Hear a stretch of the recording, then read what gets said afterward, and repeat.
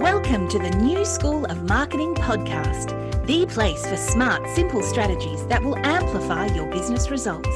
Sharing practical tips, insider knowledge, and actionable advice because marketing is something that every business owner can do. Now, let's get started. Introducing your host, Bianca McKenzie, mum, lover of snow sports, camping, horse riding, and in-demand launch strategist and Facebook advertising knowledge bank. Welcome to the New School of Marketing podcast. I'm Bianca McKenzie, and today I'm talking about DIY marketing for small business with Kerry Zarb. Director of Zinc Business Solutions and founder of BizNation, Kerry Zarb grew up on a farm in the Western District of Victoria and now lives much closer to Melbourne. Working in and with businesses for the past 20 plus years, Kerry lives and breathes small business. Launching a passion project podcast and a Facebook group in 2020 felt like the best use of her downtime brought on by COVID-19. And a little interesting fact about Kerry is that she tries to shuffle dance on the treadmill to TikToks like a lot. I love this. Welcome to the show, Kerry. Thanks, Bianca. Thanks for having me here. It's my pleasure. I love talking about this kind of stuff. Before we dive in, actually, maybe we'll leave it till last because I do want to talk TikToks because I have never ever gone into TikTok before. But maybe we'll leave it to last to talk about that. For sure. We'll dive right in now and focus on the subject of this podcast and of your zone of genius, which is marketing for small business. So, when someone tells you that they want to start their own business, what is the first piece of advice that you would give them? Yeah, really good question, Bianca. Thank you. My biggest tip for small business owners is that they really want to start thinking beyond, like when you start your business, you've got to register your ABN and then you can actually, proceed to register a business name. It's really important, and this is something that I tell all of my small business clients, to secure your business name and your social names at the same time. There is nothing worse than having an awesome business name and then you find out that the social name's already taken or you've got to change it up too much. Sometimes some dots and some underscores are okay, but if you can't get anywhere near your actual business name for your social handles, it can actually be really disappointing.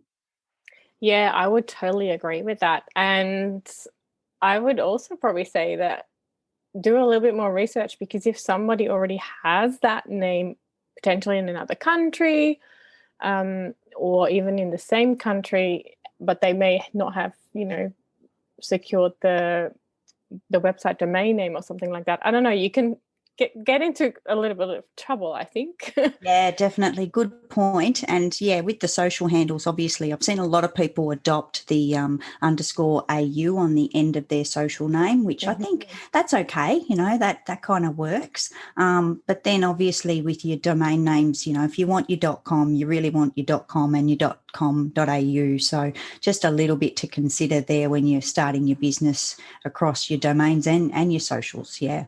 Yeah. Oh, the fun of coming up with business names. Love it. So once they've, secured everything and they, got all of that in place, in terms of marketing, we all have to start somewhere and often on little or no budget.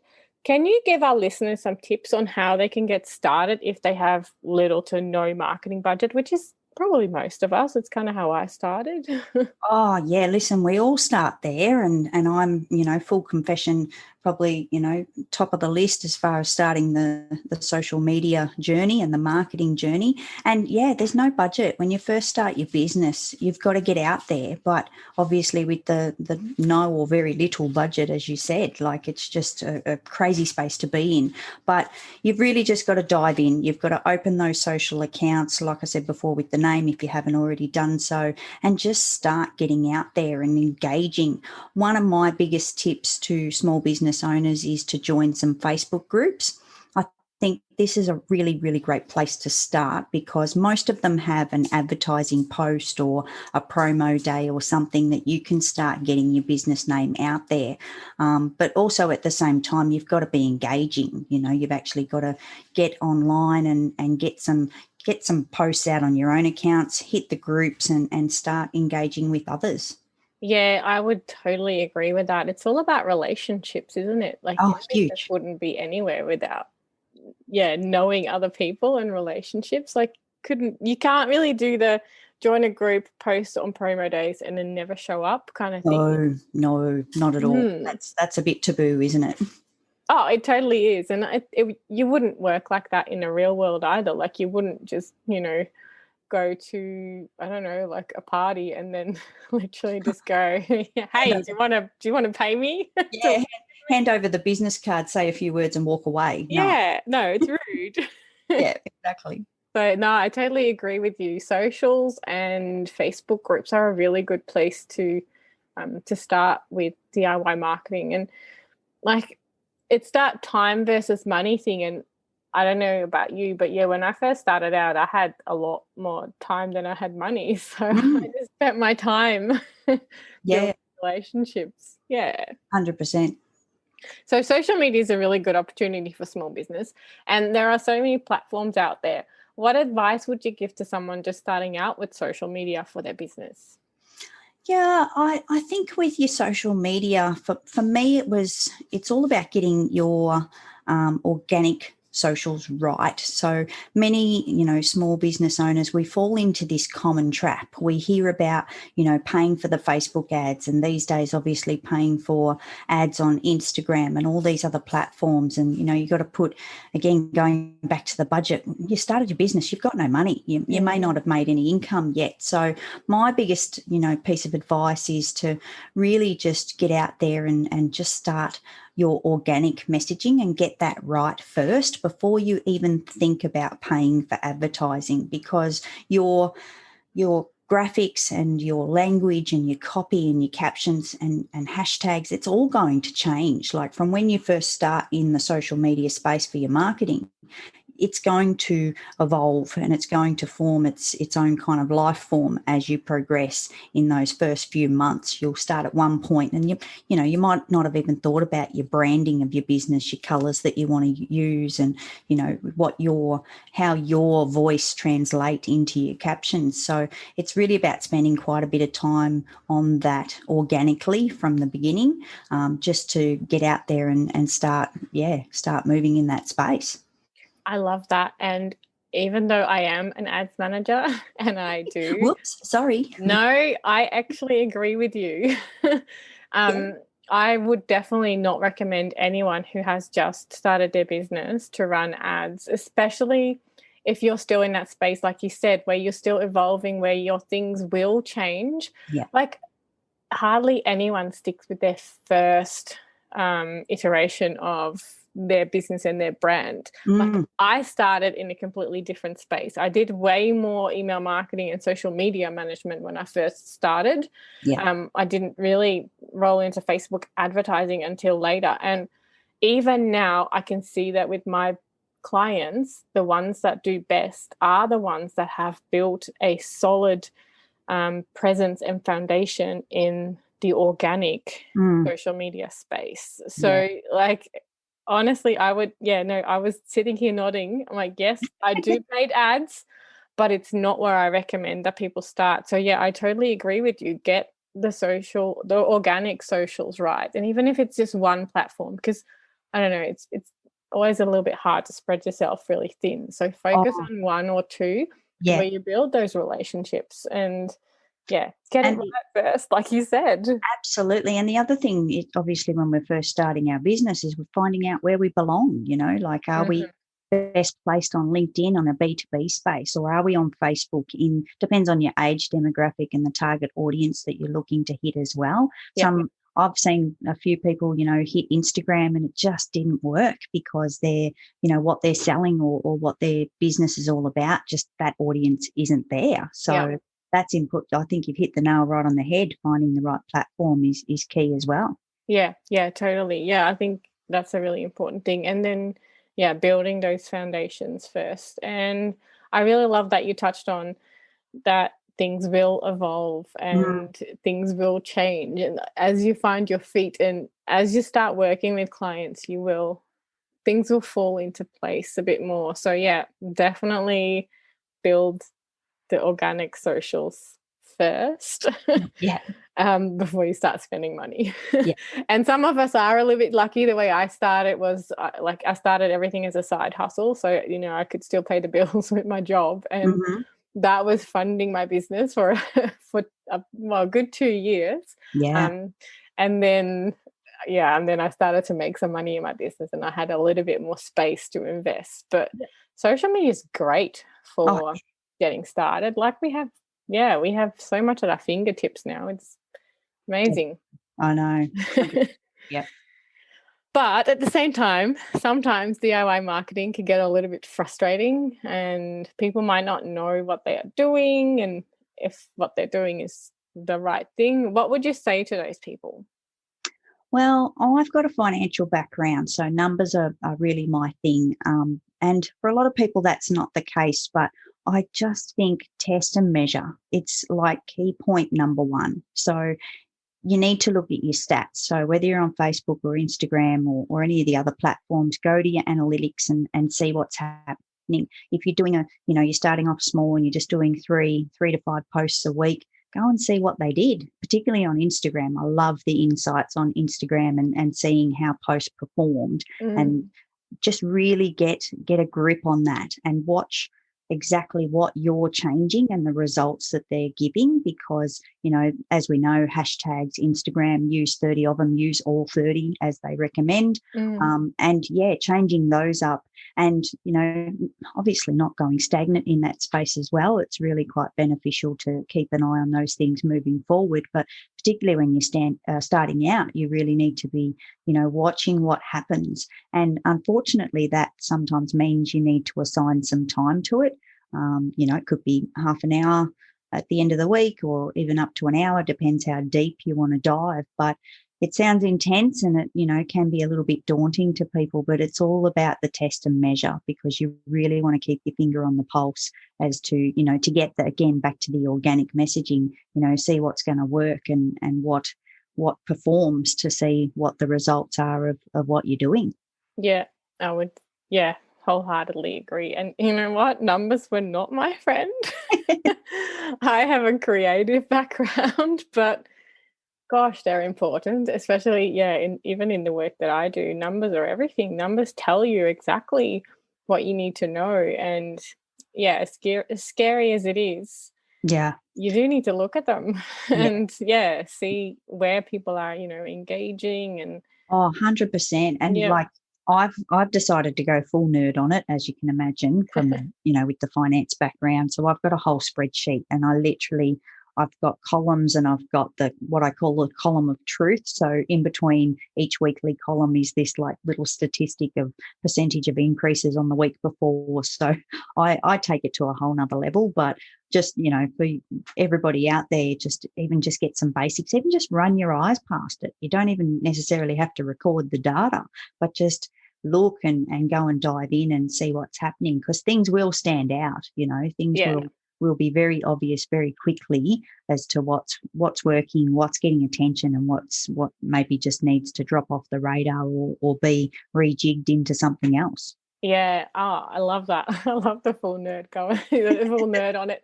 I have started recording much more, and I now record back to when I first started my business. And it's amazing because you always think that you didn't do that well in a certain year, and then you look back and you went, hang on, no, I went from this to this. And I think it's also important to sort of know which numbers to look at, because, your likes can be growing, but if your engagement and like the number of clients that you get out of it isn't growing, then, why are you doing it, kind of thing. But at the same time, saying that, you need to give it some time as well. Like it takes a little while. Oh, definitely does. Yeah. I'm happy to divulge on the podcast that it took me until my 3rd year of business to run a profit. Ooh. So it takes a little while to build relationships and to get people to notice you and trust you and then start working with you. But if you don't look at the numbers, you're not going to know that. Yeah. And that's the other thing I learned about websites, just to add this in as well. It takes a long time, as much as, if you're going organic and you're not paying for some extra help, if you're DIYing your website, then it's kind of got to be out there for some time. It's a slow burn, really. It slow. is, yeah. And I think, like, if you want to propel your business forward, to get that organic social media and organic, or even like the relationships in Facebook groups, I think that is going to be key in taking your business from zero to the next step. Like, it's not so much about being seen everywhere. It's about, like, I read a post recently about someone who said, I don't need 4,000 followers. I only need 6 clients to pay my bills. I need 12 to be comfortable, and I need 24 to build a team. So, and I thought that really hit the mark for me. It's like, oh, that's really good. Like, you don't need thousands of followers. You just need to build those key relationships. Yeah. Anyway, that just really stood out for me. I just thought of it now. Yeah. All right. So in terms of DIY marketing, what's one thing that people need to know or remember?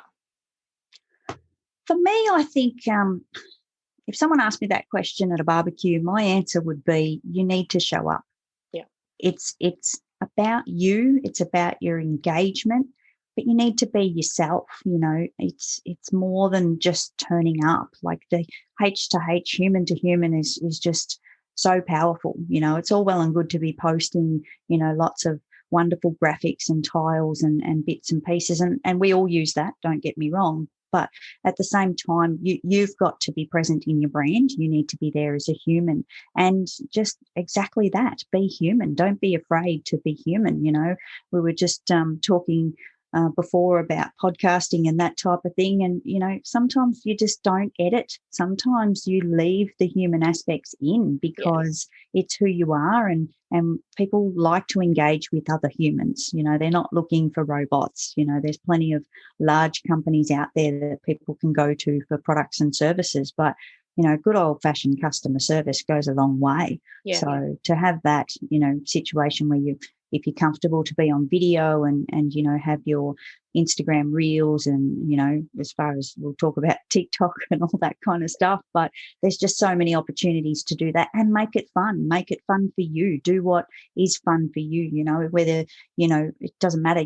Bring your personal. If you go on to the days where personal does not come into business, it does, the family are, sometimes in the background or, that type of thing. And I guess we also go back to, that engagement. We don't post and ghost. We have to continuously turn up and be present and let people know that you're human, you're alive, and it's what people want to see.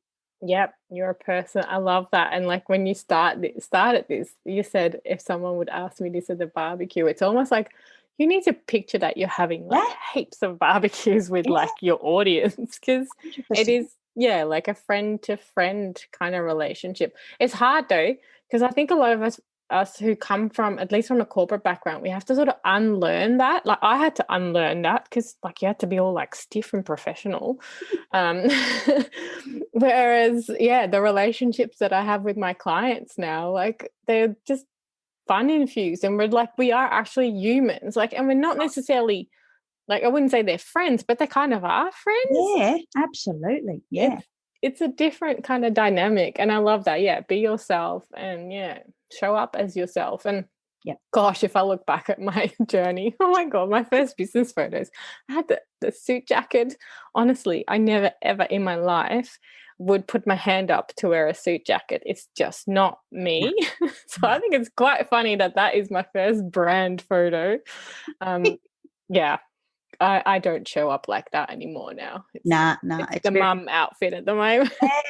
T-shirts, how cash, I reckon, for sure. Yeah, like if it is you, then totally do that. But I kind of just felt like I had to look professional or something like that. I don't know.